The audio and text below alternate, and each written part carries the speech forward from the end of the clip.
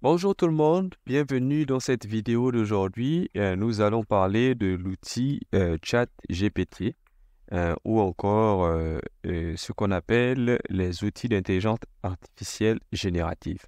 Alors c'est un sujet que j'ai souhaité aborder avant de continuer les autres formations parce que ce sont des outils qui, quand ils ne savent pas être utilisés, paraissent comme de la magie ou paraissent comme des menaces, surtout pour les professionnels qui sont dans l'éducation, dans la conception de contenu écrit, ou bien même des formateurs professionnels ou des prestataires dans les services.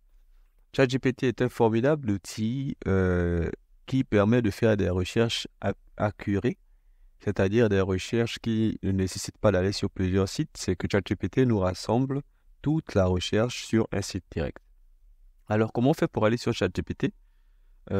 On part sur www.chatgpt.com. Voilà. Et on accède au site. Alors, le site est très simple. En fonction de votre langue, de la langue de votre ordinateur, vous avez la langue qui s'affiche. Donc là, moi, je suis en français, donc c'est en français. Alors, ChatGPT est gratuit, pas besoin de s'inscrire pour l'utiliser. Maintenant, si vous payez, vous avez la possibilité d'avoir plus d'options, comme par exemple l'outil qui génère des images, qui génère des vidéos. Et vous avez l'opportunité, quand vous payez, d'avoir des options spécifiques à des domaines précis. Par exemple, il y a ChatGPT spécialement pour les comptables. Il y a des options pour ceux qui font seulement de l'infographie. Il y en a pour ceux qui font seulement du community management. Il y en a pour ceux qui font dans l'éducation. Il y en a pour ceux qui font dans l'économie. Donc, en fonction de ce que vous voulez faire, vous pouvez payer un abonnement ou pour ce qu'on fait la majorité du temps, ChatGPT 3.5 ou la version gratuite est largement suffisante. Alors, ChatGPT, c'est un outil de chat. Ça veut dire que, comme sur Google, je tape la recherche que je veux. Par exemple, j'écris donne-moi la recette de la poule à l'Odica. Alors, l'Odica, pour ceux qui ne sont pas gabonais, c'est du chocolat indigène. Voilà. Donc, voilà, il dit la poule à l'Odica est un plat traditionnel de la cuisine africaine originaire du Congo. Voilà. Il vous donne. Vous avez l'impression, en fait, qu'il fabrique la recette lui-même, il écrit lui-même. Non, en fait, il n'écrit pas lui-même.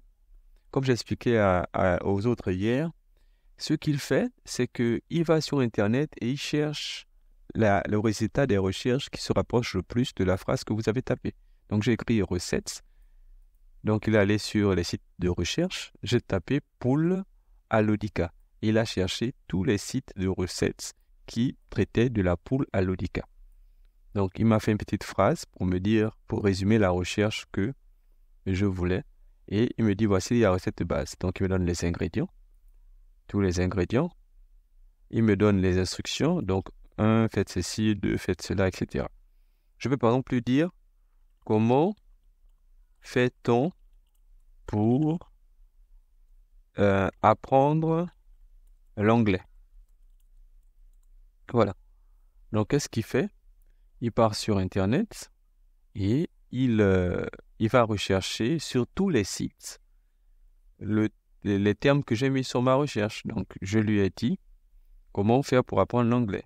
Et là, il va me donner, il va numéroter 10 étapes. Donc, il va me dire apprendre l'anglais, peut-être la voiture passionnante, voici quelques étapes. 1, il donne 2, etc.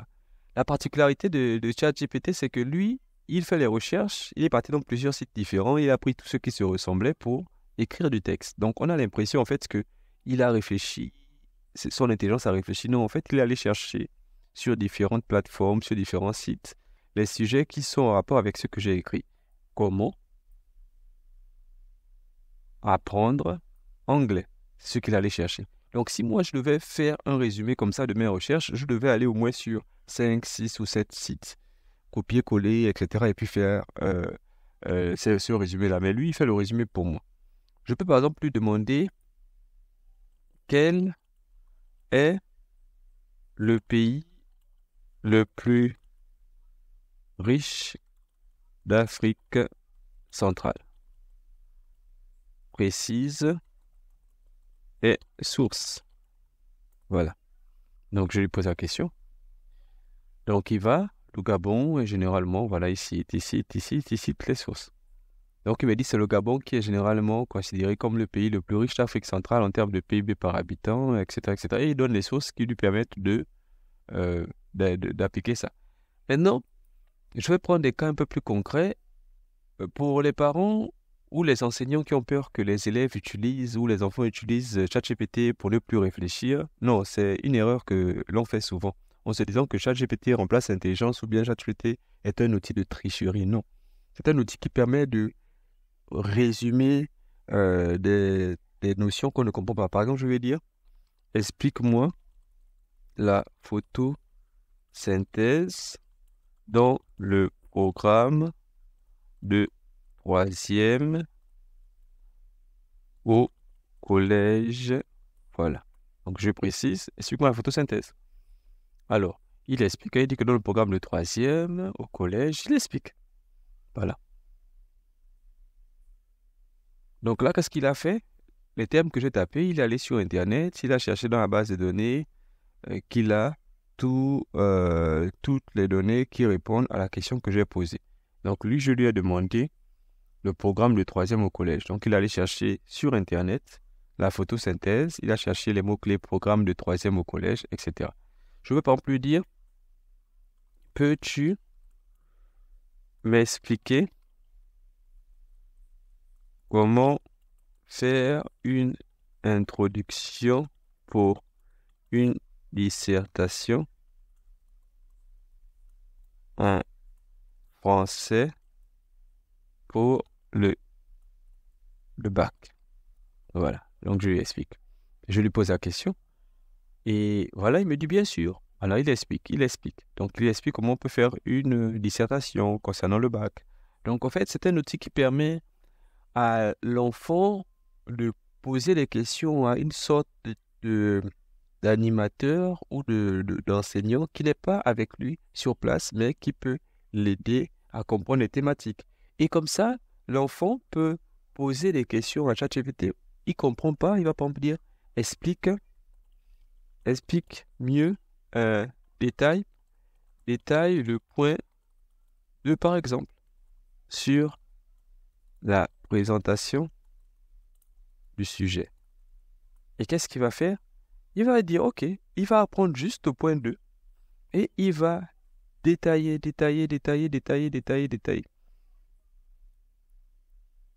Il va détailler. Voilà, je peux pas plus dire, OK, je souhaiterais comprendre la Première Guerre mondiale.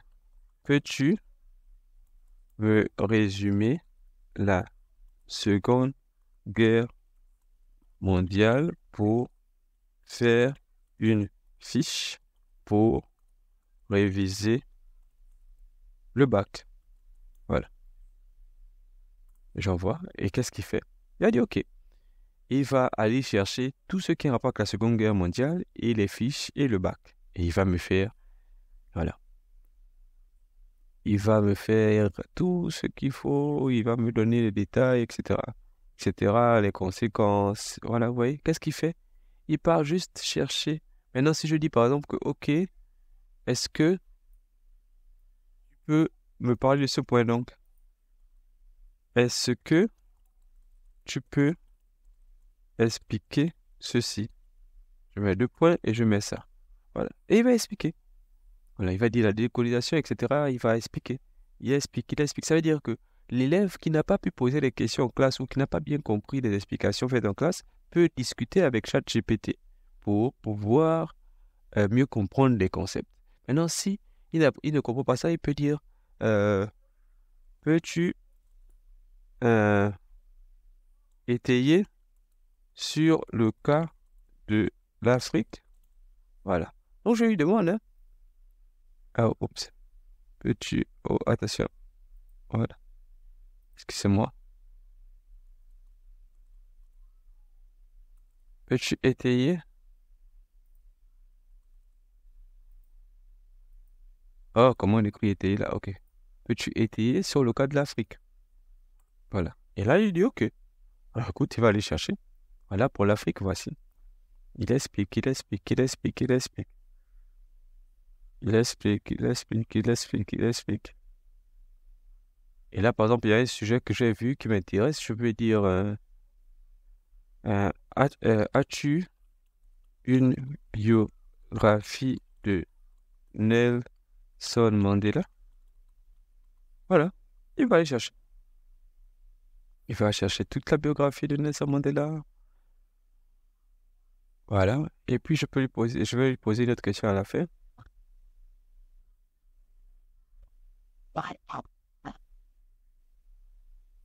Voilà. Comment son élection a-t-il changé l'Afrique du Sud? Vous avez vu là, depuis le début, je suis dans une conversation, c'est qui me donne des éléments et puis moi, je continue à poser des questions. C'est comme si je parlais avec un prof. Le prof m'explique, m'explique, m'explique. Je ne comprends pas. Je peux dire à monsieur, non, mais oui, mais ce point-là, j'ai pas compris, etc., etc. Et donc là, je le pose. Comment son impact sur la truc. Donc, il va dire, il va dire, il va dire. Alors, la difficulté avec ChatGPT, c'est que si vous ne lui demandez pas de citer les sources, il ne cite pas les sources. Parce qu'il faut savoir que ChatGPT va copier dans une base de données plusieurs éléments qu'il trouve pertinents dans différents sites. Et il nous fait un résumé. Mais ce n'est pas quelque chose qu'il a créé. Donc, c'est des contenus qu'il a pris sur d'autres sites. Ça peut être des sites internet, ça peut être des articles de presse, ça peut être des documents, ça peut être des livres. Et si vous ne demandez pas de citer les sources, il ne cite pas les sources et vous vous retrouvez par exemple surtout dans les travaux académiques ou bien des travaux que vous avez publiés, c'est comme si vous avez fait du plagiat. Parce qu'il a généré à partir des éléments d'autres personnes. Donc c'est vraiment très important de toujours demander de citer les sources. Maintenant, un cas un peu plus pratique. J'ai mon business et tout, je voudrais promouvoir mon business et je ne sais pas comment faire. Donc je peux demander, peux-tu me donner une stratégie pour promouvoir ma marque de vêtements? Voilà. Donc j'envoie. Qu'est-ce que ChatGPT avait dit? Il avait dit oui, pour promouvoir une marque de vêtements, voici ce qu'il faut faire. Premièrement, il faut définir votre public et la cible. Ensuite, il faut créer un branding fort. Ensuite, il faut utiliser les médias sociaux. Ensuite, il faut organiser des événements et des collaborations. Ensuite, il faut investir dans la publicité en ligne et hors ligne. Ensuite, il faut... il explique. Je peux par exemple lui dire, ok, merci. Donne-moi un plan de publication de 3 mois sur les réseaux sociaux. Voilà. Donc, je discute avec lui, je dis, ok, voilà, merci, voilà, donne-moi. Alors, il me donne des exemples, il dit, voilà, le mois 1, semaine 1, voici ce que tu peux faire, semaine 2, etc., etc., semaine 8, etc., etc. Donc là, il me donne pour les 3 mois. Bon, après, je vois les 3 mois, c'est pas intéressant. Je vais dire que détail, jour par jour. Voilà. Donc, qu'est-ce que ChatGPT va faire? Il va aller chercher encore sur Internet. Il n'a rien créé. Il n'a pas inventé le calendrier là. Il est allé prendre sur différents sites, dans différentes langues, ce qui se rapproche le plus de ce que je lui ai demandé de faire. Et il allait regarder. Là, il fait ça. Ça va très vite parce que c'est une machine, donc il prend ça très vite, les quelques secondes qu'il part chercher. Mais il n'a rien créé. Il n'a pas créé ce plan de 3 mois, jour par jour, semaine par semaine. Il est en train de copier ça quelque part. Voilà. Donc, c'est très intéressant parce que ça peut vous permettre de ne pas avoir à commencer de zéro. Vous commencez sur cette base-là. Après, vous pouvez voir que, bon, par exemple, pour vendredi, là, il propose ça. Bon, moi, je vais mettre plutôt ça. Ou bien il dit ça comme ça. Moi, je vais peut-être dire ça comme ça. On peut dire, peux-tu me faire un plan commercial pour avoir plus de clients? Non, pour avoir de nouveaux clients pour ce même business. Voilà. Voilà. Et qu'est-ce qu'il fait? Il dit, OK, voici le plan. Première chose, c'est qu'il faut analyser le marché. Ensuite, il faut faire une proposition de valeur, etc., etc. Il donne tous les détails qu'il n'a pas inventés, mais qu'il a pris dans les différents blogs, dans les sites internet, dans les articles de presse, dans les documents académiques, dans les bibliothèques universitaires, dans les bibliothèques gratuites. Il va juste chercher les informations, mais ça vous évite de le faire par vous-même. Ensuite, je peux par exemple dire, je souhaiterais suivre des chaînes YouTube qui m'aideront, attention, qui m'aideront à préparer tout ceci. Fournis-moi des liens, s'il te plaît. Voilà. Qu'est-ce qu'il fait? Il dit OK. Bon, vous voulez une chaîne YouTube qui va vous aider à travailler sur ça? OK, voilà. Il y a la chaîne YouTube de ceci, il y a ceci, il y a Shopify, il y a ceci, il y a Robin, Sharma, etc., etc. Après, je peux lui dire que, OK, seulement en français. Voilà, seulement en français. Je peux mettre s'il te plaît, hein? Il va chercher. Je dis que, voyez en français. Voilà, il me dit, voilà ce que tu peux trouver en français, voilà, ce qui est en français, entreprendre, etc., etc. Et puis, si je clique, voilà, vous avez vu, là, je vais sur les chaînes qui m'ont recommandé. C'est vraiment très intéressant parce que vous pouvez par exemple venir demander à ChatGPT, voilà, donne-moi les sites où je peux trouver, par exemple, les billets d'avion moins chers pour, voilà, par exemple, donne-moi, là, pour la vie personnelle, hein, donne-moi des sites Internet pour faire des activités avec les enfants de 3 à 6 ans. Je précise donc des activités éducatives à l'extérieur. Voilà. Donc je fais. Et qu'est-ce qu'il fait? Voilà. Il va chercher des abonnés, etc. Voilà, il va aller chercher encore des sites internet. Il fait une petite description, etc., etc. Donc, en bref, ChatGPT, c'est un outil vraiment, vraiment intéressant pour vous aider à faire vos recherches et à comprendre des sujets que vous ne comprenez pas. Vous pouvez par exemple lui demander, est-ce que tu peux m'expliquer, voilà, comment, c'est quoi par exemple, c'est quoi, euh, c'est quoi par exemple, l'abcès dentaire. L'abcès dentaire. Comment on soigne cela? Voilà, je lui demande. Et là, il va dire, OK, un abcès dentaire, c'est ceci, c'est là, c'est là. Il m'explique. Voilà, il me dit, voilà, le traitement, voilà. Alors, sauf qu'il ne remplace pas un docteur. Mais il vous aide à faire les recherches que si vous-même vous avez fait sur Internet, vous devriez aller sur plusieurs sites pour savoir comment on soulage, comment on suit, tout, etc., etc. Donc, lui, il vous aide à faire vos recherches, mais il ne remplace pas un docteur. Il vous dit là, par exemple, qu'il est recommandé de consulter rapidement un dentiste pour obtenir un diagnostic précis et un traitement approprié. Parce que lui, il vous a juste aidé à faire des recherches, il est allé sur différents sites, il a rassemblé tous les éléments qu'il a trouvés sur les sites, il vous a fait un résumé. Mais il n'est pas dentiste, il n'est pas docteur. La même chose, il ne fait pas de marketing, il n'est pas comptable, mais il vous aide à, à réduire votre travail de recherche. Voilà.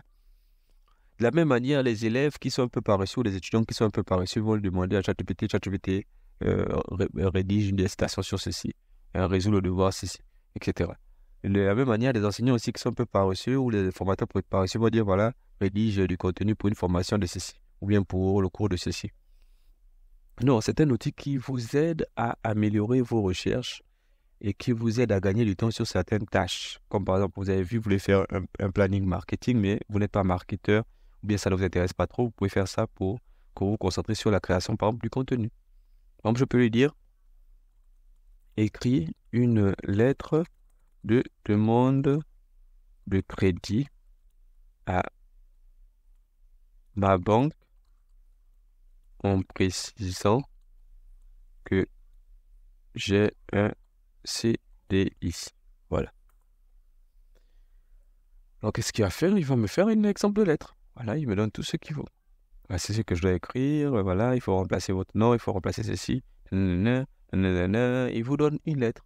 Donc, si vous avez créé des lettres, il vous aide à faire des recherches, c'est-à-dire que lui, il part sur Internet, il va chercher tous les modèles de lettres de crédit qui citent le fait d'avoir un CDI. Il va voir tous les lettres disponibles, il va prendre celui qui trouve qui a eu le meilleur résultat de recherche. C'est celui qui va copier, qui va venir vous montrer. Voilà. Et il vous dit bien à la fin, n'oubliez pas de personnaliser. Il ne faut pas juste copier-coller, il faut après changer le nom, changer le montant, changer ceci, cela. Je peux plus dire. Je peux pas plus dire comment fait-on pour demander un congé maternité au Gabon, par exemple. Voilà. Voilà, au Gabon. Et il faut dire.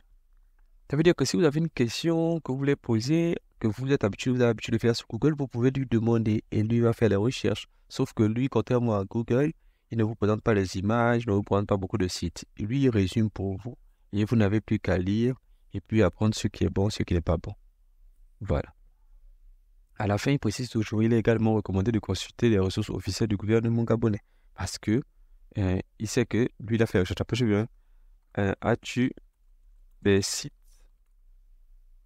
officiels à recommander? Voilà, là, par exemple, il y a les sources officielles. Je dis, OK, est-ce que tu as des sources? Voilà, il dit non. Malheureusement, je n'ai pas de site exhaustif, donc il vous donne le site du gouvernement, le site du ministère du Travail, l'organisation du travail, les syndicats, etc., etc. Donc, ceux qui ne peuvent pas vous répondre, il vous dit qu'il ne peut pas vous répondre, non, mais voilà, c'est un outil vraiment d'aide à la recherche. Donc, après ChatGPT, il y a plusieurs autres outils, hein, mais ChatGPT, c'est le plus populaire parce que c'est lui qui s'est ouvert à tout le monde.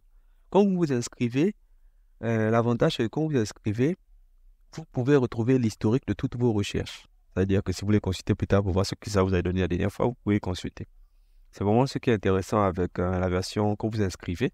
Maintenant, la version payante, la différence avec la version gratuite, c'est qu'il y a beaucoup d'options. L'option des images, l'option de faire la note vocale, l'option d'envoyer une image, etc., etc. Donc, voilà ce que je voulais qu'on voie aujourd'hui. J'espère que c'est un outil que vous n'allez pas avoir peur d'utiliser ou que vous allez dire que non, c'est pour les paresseux. Non. C'est un outil d'aide à la réflexion, d'aide à la recherche. C'est un outil qui est là, qui existe, qu'il faut s'approprier, sinon vous serez dépassé. Donc il faut l'utiliser, il ne faut pas le négliger. Il y a plusieurs variantes, mais ChatGPT reste la référence parce que toutes les autres variantes sont conçues sur la base de ChatGPT. Donc c'est vraiment un outil qu'il faut prendre le temps d'explorer, d'expérimenter. Au fur et à mesure que vous lui posez des questions, il améliore les réponses qu'il vous donne et vous, ça vous permet d'améliorer le résultat que vous voulez obtenir des recherches que vous soumettez à ChatGPT. Je vous remercie.